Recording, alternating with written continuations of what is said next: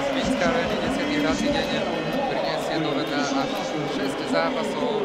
Teraz budeme sledovať zápas medzi Bieloruskom a Nemeckom. Zápas ukázne dôležitosť z hľadiska umiestnenia v D skupine, pretože Bielorusi chcú postúpiť do štvrťfinále, majú predchodovacú na 5. mieste.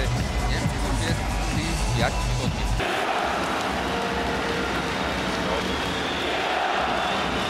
A tak to bola horná žrtka?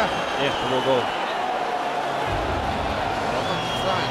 Zazal neukázal na bránu, preto ma to zmiatlo. Chvíľku nič neukazoval a následne, keď videl, že sa hýbe tá bránková kamera, dokázal do brány, že je gól. A odtiaľ to naozaj vyzeralo, že to je horná konštrukcia bránky, ale ako náhle sa rozhýbala tá kamera, tak bolo pravdepodobne jasné, že Buk trafil práve tú kameru, ktorá je vo vnútri bránky. Nemci vyhráva 2-0, Mauer to urobil parádne. 2-0 pre Nemecko v 12. minúte prvej tretiny.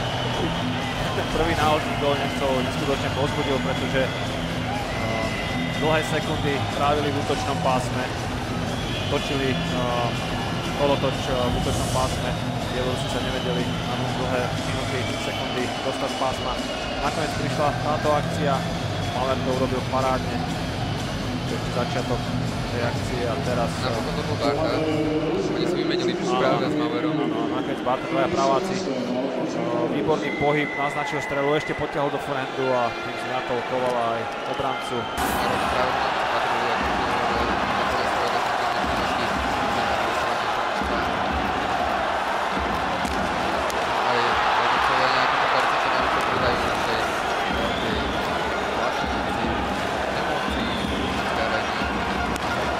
Pekne to zakombinovali, Bielorusi a je znižené. Stepanov, tak to by pripomenul gól v prvom zápase proti Spojeným štátom, jediný gól Bielorusov presilov, keď sa takisto vtedy posunul Bratislava, na Grabovský presadil Andrej Stepanov a teraz to urobili takmer identicky. Tretí gól Andreja Stepanova na tomto šampionáte znižuje stav na 15-2.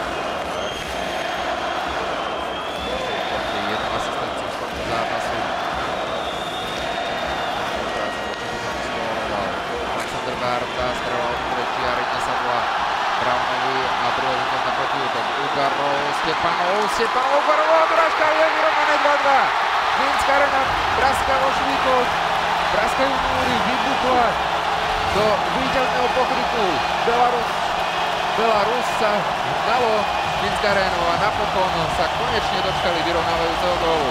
Teraz sa Kospicin ukázal, čo je v ňom, pretože to urobil perfektne. A myslím, že Michail Grabovský bol ten, ktorý napokon doklepol pokiaľ za brankára Nemecka. Tu to naozaj žije, v Čižovke tiež nie je zlá atmosféra, keď hrajú kvalitnejšie mužstvá, alebo je zaplnená. Tu keď sa spojí ten obrovský dáv, najmä domáci Bielorusi, tak je to niečo neuveriteľné a opäť je tu ďalší gól. Josh Flett.